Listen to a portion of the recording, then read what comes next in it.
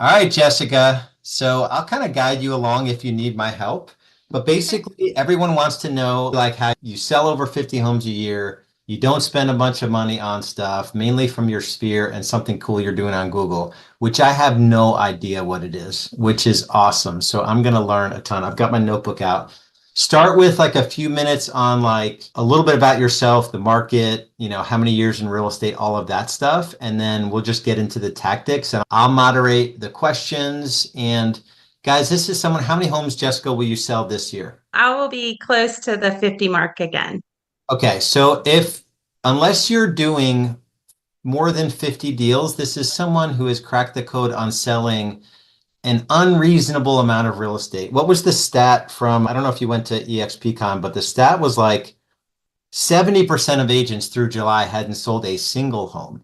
And here you are hogging up all the homes in your market. So I'm Jessica Wade. I'm located in Northeast Georgia, so north of Atlanta. I have been in real estate 11 years, stay-at-home mom 12 and a half, got into real estate when my youngest started kindergarten, assisted a team, became business partner, had a team, had my own brokerage for 4.5 years, and decided I didn't like having my own brokerage and actually got out of real estate. And then I realized that I didn't like working a traditional job either. So got back into real estate, but I knew I would never door knock. I would never cold call. Not a fan of open houses. Got very intentional with figuring out what made sense for me and my personality type and what I could justify doing long term, which was loving on my sphere of influence. In my business, you will see me doing a lot of coffees with people. You'll see me taking people out to lunch a lot. You will see me hosting community events or sponsoring community events, hosting client appreciation events. And then the cherry on top are the Google leads. When COVID happened in 2020, I thought the world was ending, I think, as all of us did. And I really got intentional with figuring out Google during that season of kind of downtime. We had that little bit of downtime, and I thought, okay, I'm going to figure out Google. And so Google has rewarded my efforts. Last week, I closed a $755,000 home with no paying Google. And yeah, that was pretty cool because our average price point in my area is 400 or less. So that was a really cool lead. I did a listing appointment last week for another Google lead. So yeah, that's a little bit about me and my business. I'm in the top 1% of real estate agents across the country, according to Real Trends, for number of transactions last year. There's only 1% of agents sell 25 homes a year. So you're like top, like probably 0.2% or something crazy.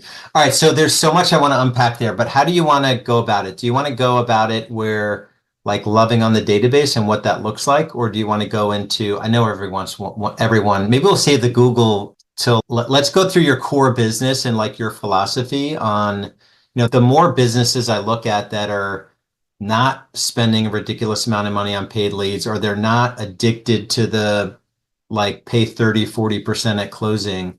All of those businesses are people that really understand not just the database per se, but just like loving on the database. So let's slow down and kind of just cover that part of your business. And then the carrot is going to be on the other side. We're going to be talking about this slick Google thing that you're doing. Yeah, I never wanted to be known as that agent that is always cold calling my database. Hi, are you looking to buy, sell, or invest? Do you have a friend that's looking to buy, sell, or invest? I never wanted to be that person, especially to my sphere of influence.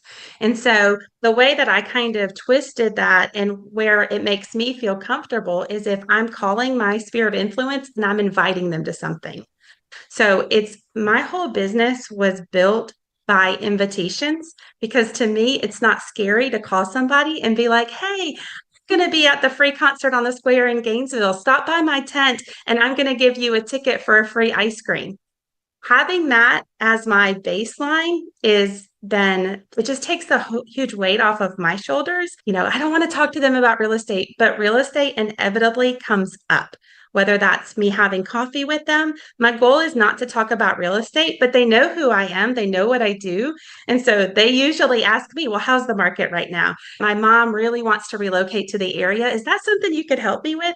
So those conversations just come up naturally and organically. If I could give you guys any words of wisdom, it would be to invite, but to take that invitation to a whole new level. Send them a handwritten invitation. Follow up. Did you receive the invitation? If they show up to the event, thank them for coming. If they didn't show up, invite them to the next event. So really build on that event or whatever it is you're wanting to invite them to, because that's going to give you so many touches and continue to keep you top of mind when they know all sorts of other agents. And don't forget to include your vendors. It's been so fascinating to me to see that my vendors are referring people to me when I know my insurance agent. He knows a million real estate agents, right? Like he's an insurance agent, he's in sales, but I stay top of mind because he's on my list to get invited to my events. All right, so let's break down this specific example. So in the course of a year between community events, your own events, presumably, and to invite to coffee, like, do you segment the database a certain way where like, I really don't want to drink coffee with like 80% of my database. So do you have like a coffee tag in the database? Like, I'm going to be at the Battle of the Bands, and like, you may only give out even 50 free ice creams, but it's only $500 and you probably could get a lender pay for it. But even if you paid for it yourself, it's like, so talk about like how you structure the database and does everyone get invited to everything? But then let's go through a specific example. Like, what are the best events, that you've done, community events, which ones did not pan out really well? Because this is someone everyone could do. I think everyone has a fear. Either you're afraid of calling people you don't know, or you're afraid of calling people you do know. And usually it's like different for every agent. But I love this. So let's talk about the database and how you structure it. And then we'll talk about a specific example. So my database is all pretty much people in my sphere. If it's a cool lead or somebody that I don't like it's going to go onto my KV core and just get those non-drips. But my database, like my A clients, I probably have about 250 people on that A list. And so I'm just constantly loving on them in different capacities. I am a huge crumble cookie fan. And so if they're new to my community, I pay attention when I'm out showing properties or whatever. Sometimes I'll be like, hey, have you tried a crumble cookie yet? I get their flavor. I send them that. But I segment my database to my top. And so my top are the ones that are getting the love. And you don't have to have a huge top base to build from. I started specifically being an intentional independent producing agent in 2019, and I've built my business to where it's sustaining over 40 closings a year since 2019 by pouring into my sphere and then just adding people occasionally. If I see somebody new in town, I'll reach out to them. We had a political election. I enjoyed one of the candidates and I said, hey, can I treat you and your wife to lunch one day? I just like to get to know you better. And that intentionality is not to talk about real estate, but to build a true relationship with somebody. But my database, I'm not the one to talk about that because I really do use primarily a Google Sheet, with my cold leads being in KV Core. Okay, so you use a Google Sheet. So you mean to tell me you can run your business without like a snazzy AI chatbot or, spending an ungodly amount of money on like tech so let's talk about the structure, because we have a Google Sheet that we give to new members that come into our world, and people are like, I need a CRM. It's like, so you're selling 50 homes a year, and which is in the top 1 out of 500 agents. If we lined up 500 agents, you would be one of the top 2. And you have a KV core, but it's not where you like run your database out of. So talk about the Google Sheet. To me, when I print a Google Sheet, I can look very quickly at my people. I know I could systemize it better, but it works for me because I can go through that list. I can upload that list easily into a direct mail software to send the invitations. I can easily print address labels if I want, because it's all, I can just pull that data. And then I just look at it and I say, okay, you know what, the top 10, let me just reach out to them and see if any of them want to have coffee or lunch in the next week or two. I only plan out about a week or two just because that coffees and lunches are typically last minute. a quick snapshot of my people. I can just build off of that anytime I look at the spreadsheet. Yeah. And so these are like you started from zero, presumably, and these are people that you would want to see in person. Correct. And anyone else, like if you have a client, like a past client who stayed in the market, but maybe you didn't hit it off, like is everyone, not everyone's in the 250, but you have another touch system that captures past clients, but they're not in your triple A database. Correct. Yeah, they're not in my AAA. If I've provided them good service, they'll probably remember me. I do sign up all of my clients on a company I met at EXPCon. It's TPMCO, the personal marketing company. So if somebody purchases a property, I go ahead and pop them into that. They're getting automated drips through that company. They may not be getting my high level, but they are getting drips from me. They'll usually refer me as well, but I'm not as intentional with those, with the BCs people. I'm very intentional though with my top 250. Okay. And so talk about like your day and your week and the 250. Like, do you have any strategy like, okay, this quarter, I know I need to like 70 or what, 62 of them, like I need to do something personal. Like, how do you like mentally go through it? Like the spreadsheet, how do you organize it? So coffees on Wednesdays, lunches on Fridays or Thursdays. So I just am, that's how focused I get. I'm like, okay, who am I having coffee with on Wednesday? Who am I having lunch with on Thursday or Friday? Sometimes I do lunches both days. Sometimes I only pick one day, but that's where my intentionality is the most on an average week. Now, during the summer, I'm sponsoring all of the concert series in my community. So I'm getting a ton of touches to that database because it's the first Friday of every month, April through September. So that's where the bulk of my touches comes from, is that community concert series that I sponsor. Okay, so let's dig into that then. And it's once a month, this concert series, and it's at the same place every time. Yes. And basically, you're inviting the whole database every month for Yep. April, May, June, July, August, 6 months in a row. Mm-hmm. Awesome. And are you sending out any direct mail or an email or voicemail drops, or is it personal touches with like handwritten notes? Direct mail and then personal touches, direct mail and then social media and personal touches, texting, following up with them that way, and So, phone calls. Yes, if it's necessary, if I feel like it's somebody I haven't talked to in a while or I haven't seen them in a while, yeah, I'll definitely follow up with a phone call. But for the most part, I want you guys to understand that sometimes the purpose of the event, so it doesn't matter if nobody shows up, you've just touched your entire database in a genuine way. And so don't be discouraged if nobody shows up for the event. The purpose is not necessarily the event, but having that continuous touch to your database.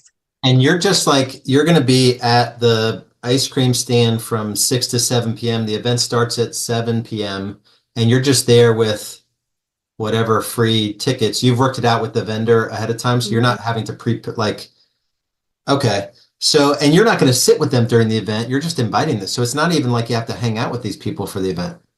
No, and it's a free concert anyway. So if you can find an event like that with your community, because not only am I reaching out to my database, inviting them to this event, I'm also forming a relationship with my community because they're the ones that are sponsoring it. And so they've fallen in love with me. I've started to close houses with our city government because they're the ones that put it on. But then also I'm being present in the community. So I do get to set up my tent and my marketing collateral at the event. So I've got it, where I could potentially pick up business there in addition to using it as a client appreciation type situation.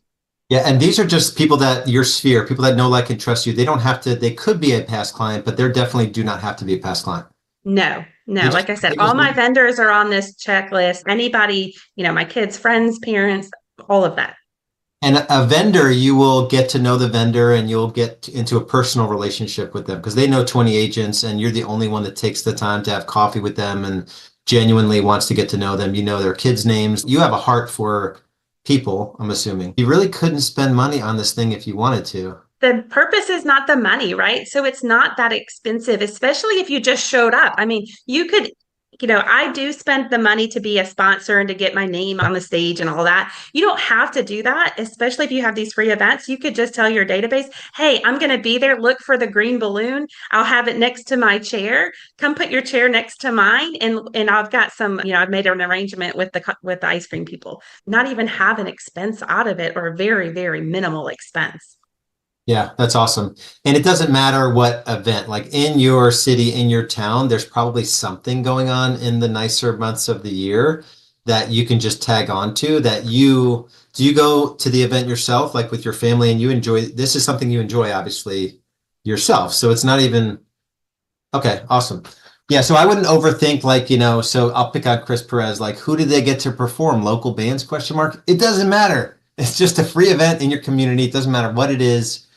Just pick, 6 to 8 a year and make this part of your touch. And it's just you're just constantly inviting or adding value. That's awesome. How many transactions come straight from the database and then how many come from Google? Last year, I probably had 42 were probably Sphere and 10 from Google. Not so complex, but massively effective database touch system. Keep it simple and just be yourself. Be genuine, be who you are, be interested in the other person. You never know when that other person will be there to help you potentially with something else.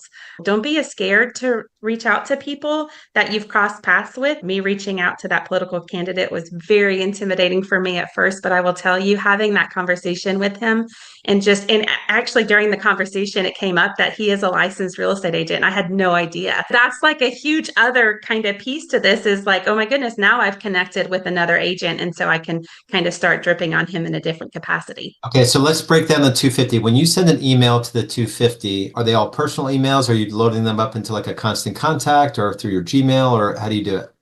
I'm doing it personally. I love to personalize things. I'm doing it personally through my Gmail account. I'll have people come into our world and they'll have their AAA database and they'll have them on some totally automated, totally generic, not specific to their community drip campaign. And they say, yeah, I already do 52 touches. One generic email goes out every week, and it's like that is on a scale of 1 to 10 of what you just described. You're being 10 touching them. That's a 1. You can think in your head that you're getting a touch, but there's no intimacy in that. There's no connection. There's no deepening of any sort of relationship. Over time, those aren't even going to be read anymore and you're going to be unsubscribed. And then when you send them something, you're not even going to be able to tap into that. So yeah, I guess I could automate a little bit better, but I don't need to. And when you're living on that many people, I mean, this business is self-sustaining. Like I've created a snowball at this point. So, somebody asked me, oh, do you want to sell more than 50 houses next year? The answer is no. I'm very comfortable and confident where I'm at. I'm starting to really work on my expenses and bringing, just buttoning that up a little bit. But my business, for the most part, is exactly where I envisioned it being. And I don't want to do any more. And I'm very happy and content. Yeah. I mean, until you get to the point where you're probably closing 2 more deals than you need to live off of, like probably half of your net is going to like not living and like savings, right? Mm-hmm. Everyone has to figure out how to get to 4 homes a month. I feel like that's where like real freedom comes from. You have a little bit of money to buy back your time in certain areas, but then you can actually save for 10 years. You can save $15,000, $20,000 a month. And actually not be no offense if you're in your 60s, 70s, or 80s selling real estate, but if you don't want to be, you want to have the option to not do it, right? Are you always meeting at the same lunch place, same coffee place, or will you meet them halfway? Yeah, I'll meet halfway. I don't have any problems with driving a little bit further away. I'm very strict with where I do operate my business. If they're further out, I'm not going to probably love on them as much just because my business is very geographically centered. I'm not going to be driving an hour and a half for a new listing. I like to be very hyper local. And so that's what I've created. I'm not going to go too far. Yeah, and you'll call them up and say, hey, come into the city and go to one of the spring concert things. So you'll still invite them and it doesn't take any longer to do that. You're definitely super efficient with your time. Yes, I've gotten very good at time blocking and just really focusing my mornings on doing these tasks. My mornings are very, very packed full, but very efficient and focused. All the important things are 80% of the battle, but 80% of the battle is sitting still long enough to do the thing that generates you business. I would have to imagine that you have deals blowing up, clients that want to text and talk to you in the morning, but you are committed to how many hours every morning, Monday through Friday. How do you drown everything else out and eliminate the distractions and actually do your most dollar productive work? So turning off notifications was so hard for me, but such an important lesson for me. So when I'm in the office working, I'm turning off my notifications and I'm staying very focused on the task at hand, whether or not it's inviting somebody to something or it is working with one of those deals that are blowing up. Last year it was just me and a transaction coordinator. This year I did add on a personal assistant to bring it in house. I am responsible for the full everything, the marketing, the all the things, but just staying so intentional and focused. And so time blocking has been a huge thing to me. I know, like I said, on Wednesday mornings, I'm going to have coffee with somebody at 9 o'clock. And so I'm not checking emails on Wednesdays until 11. So, I have to be confident that my systems are okay and that my email can wait until 11, because if I look at it, I'm going to go down that rabbit trail. So just being very focused on time blocking and very focused on turning off my notifications has been a game changer for me. Yeah, that's awesome. So you just went from like an outsourced TC to a full-time Part time, part-time and mhm, and licensed or non-licensed? licensed. Licensed, so part-time licensed. How can you not keep her busy full-time? Does she just not have capacity? I think it's me. It's just me taking on that fear of taking an expense on that I don't know is needed yet. So, yeah. Not that you asked for coaching, but I remember when I hired my first administrator, and for 2 weeks it was part-time. I'm like 20 hours a week, it'll be fine. You'll get it all done. And in 2 weeks, she said, you have to give me a 50% increase and I'm going full-time. And then that just allowed me to have more freedom and delegate more stuff. So just encouragement that I promise at your level, you could definitely, unless she's like $100 an hour, which I doubt, you could definitely keep her busy. How many hours are you spending a week like doing your version of lead generation, like 12 to 15 or 10 to 12? I would say 10 to 12, if not less than that. I don't spend a lot of time. The most time that I spend on this is being face to face with those people. So if I'm doing coffee and lunch twice a week, I mean, there's going to be 3 hours right there being face to face with somebody. And then the other time is setting up those times or planning that next event or designing that next invitation, those types of things. Less than 600 hours the whole year to generate probably more than $500,000 of GCI or around that for more than 400. Close to 400 last year. So that's still like like the dollar per hour on those things. And then a lot of the other stuff, I mean, you're still going out and getting the listings, you're still securing buyer, you're doing consultations and you're securing listings. So there's still dollar productive work, but you wouldn't be able to do those consultations if you didn't actually do the 500 hours or so of the lead generation. That's awesome. Sarah says, if people work full time and can't meet for coffee or lunch, do you still keep them in the top 250 and just invite them to the other stuff? Absolutely. The client appreciation community events, those are going to be nighttime things. So, yeah, absolutely. Do I budget for coffee and lunches each year? Yes, I do have to budget for coffees and lunches. And I always say, hey, I would like to treat you to coffee this week, or I'd like to treat you to lunch this week. That way, the expectation is clearly set before they give me an answer.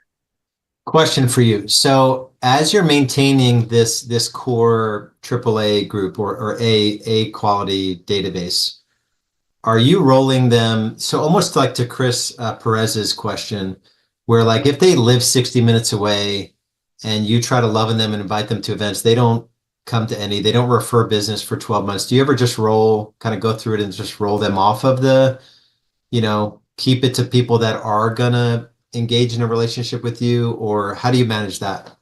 I mean, I've taken people off, but not very often because I think the opportunity is already there. And the amount that I'm spending on them is very slim to none. I mean, we're talking about sending an email and an invitation 6 times a year. So, I don't mind if they stay on that list, but maybe I'm not going to be talking to them as often but they're probably going to stay on my list unless you've done something to make me frustrated or mad. You're going to stay on the list. Awesome. Any preferred like independent coffee shops or certain lunch places that have a vibe you like? Do you think about any of that stuff or? Yeah, I definitely always want to support my local businesses. And so that has given me the ability to form relationships with those businesses.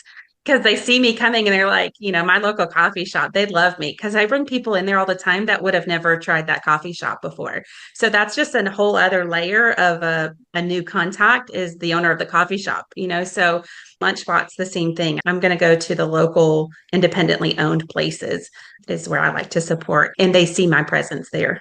Awesome. Of the 250, what percentage would you say are like local business owners? Yeah, I network with a lot of business owners because I've been a part of BNI in the past, the Business Networking International.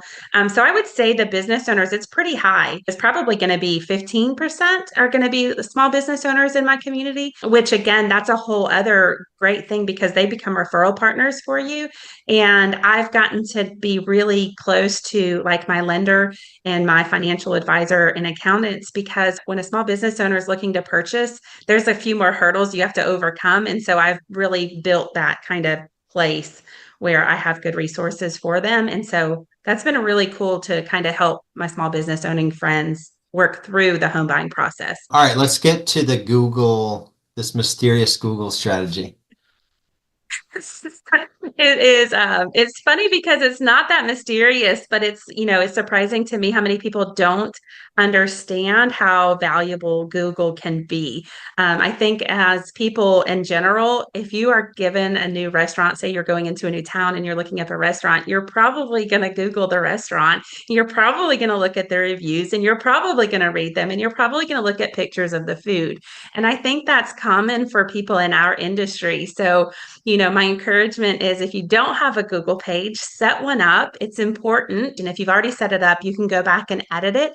Add all of the zip codes that you service. Pick the smaller zip codes. Pick those single blinking light towns. Pick those areas that aren't as used. If you're in a downtown metropolitan area, everybody's going to use that downtown zip code, but there's probably a ton of suburbs in that area that you service.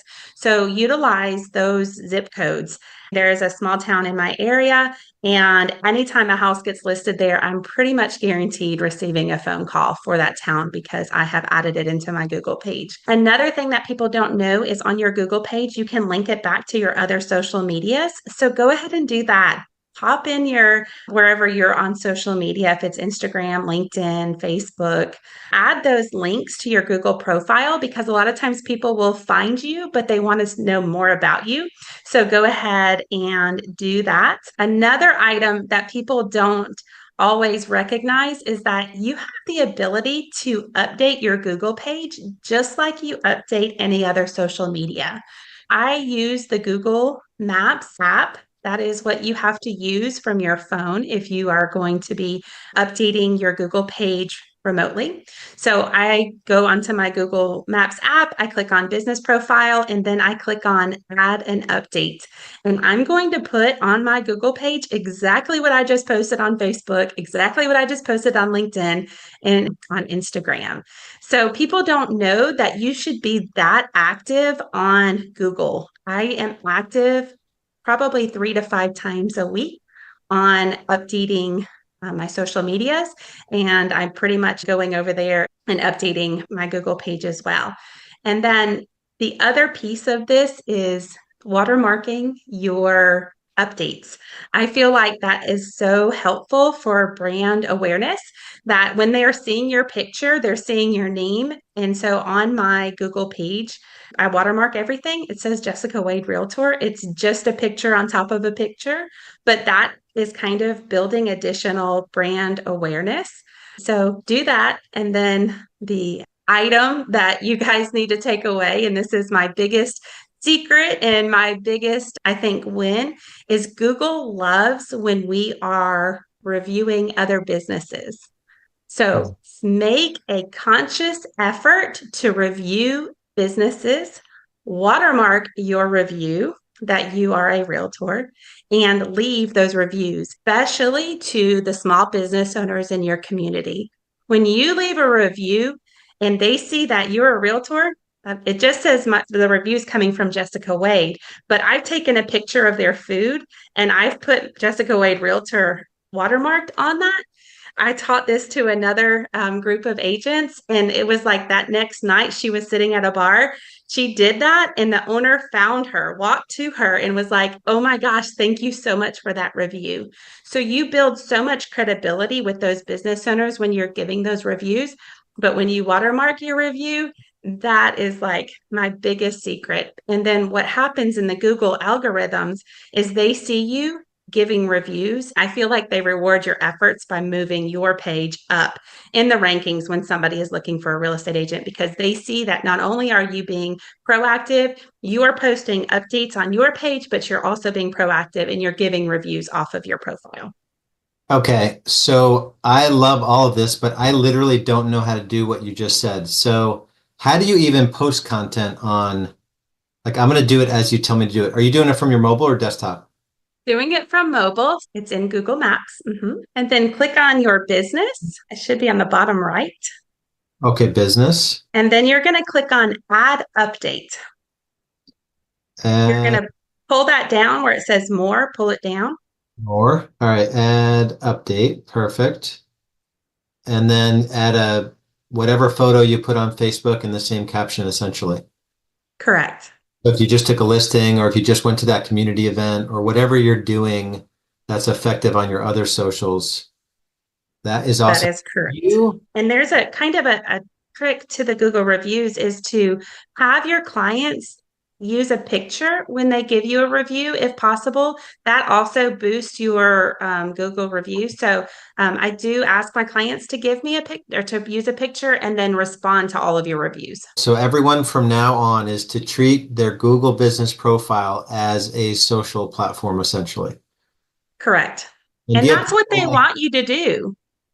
yeah, but it's not really taught that way anywhere. No, and they well, because they're teaching you to pay them money to generate the lead, but they're not teaching you to really utilize what their system is built for, which is giving reviews, interacting, and getting reviews. And then when you get, so someone will come into your world either via the website you have on here, or they'll come in through a social link that you put on here. But you'll ask them, it's either from your database, legit database, or like, how'd you hear about me? Well, I got, I saw you on Google and then I kind of went down the rabbit hole of checking you out. And you did 10 deals, probably less than an hour a week. Absolutely. Yeah, it's very little time do I spend on the actual Google. I'm just very intentional on leaving reviews where I'm at and then utilizing it as an update place. Okay, so yeah, so leave reviews. I would definitely tell everyone still work hard to get reviews, get as many reviews as you can. Yes. Put all your social links on your profile because I don't think I even have those. Review every business you go to that you like, and then put all of your social posts as updates on your Google business profile. And add your zip codes. Where do you do that? That's where you put like hours and Yeah, it says service area. yeah, locations and areas, business. Yeah, service area. Okay. And this costs no money. So It's completely low hanging fruit. I will tell you guys, in my area, we've got a big hospital in my area. And what I've started to find is I'm getting the doctors, they're being recruited to come to the area and they're here and they have to buy a house quickly. So I've recently closed two doctors who were here and they would call me on a Saturday or a Sunday. And by Wednesday, both of these were under contract. So the turn on these are very quick because when they call you, they're ready to make a decision. I closed the one last week. It was a 755,000 listing, and they got a job transfer and they just went on to Google and were looking for an agent in our area because they needed to sell and job transfer quickly. So these are not leads that I have to nurture. They're hot leads and they're ready to go. My most looked at review has over 55,000 views, and that is for a Waffle House. I took a picture of my ham, eggs, and cheese grits. And yeah, there's like, I don't know that anybody will ever be looking at Waffle House and reviewing the grits, but if nothing else, they're seeing that Jessica Wade's a realtor. And so even for my local sphere of influence, it was interesting. One of my friends, she sent me a screenshot. I had put a review for our local cookout. I'm addicted to their watermelon milkshakes. And she texted me a picture of my review and she said, how did you get on the cookout review page? And I was like, I just left the review. But even to her, that was kind of fun for me to see that my sphere of influence is now seeing my reviews because they're looking at the reviews in my community. I love it because it fits your personality. You have not complicated it with, getting on a webinar every week to look at the latest AI-driven chatbot CRM thing that everyone is doing all the time. They're being sold all these leads. You're just keeping it super simple. And you've decided that, yeah, 52 homes is like, that's good, right? And it's just a level of business. Now you're just optimizing it and you don't spend any money or a lot of money on this stuff, which is amazing. A couple questions on Watermark. Okay, so Watermark is a picture on a picture. You can use Watermark apps if you want. I downloaded a simple Watermark app when I was learning the system, and I do utilize that. But it's just a picture on a picture. So even if you upload a picture into Facebook, you can add text on top of that. Just that little R, Jessica Wade Realtor. Now you can do that in Canva. Like I said, I just do it on a Watermark app just because that's how I learned how to do it. But that's how I taught myself. Awesome. Perfect. Real estate is still so personal. I don't think it's going to change for the next couple decades.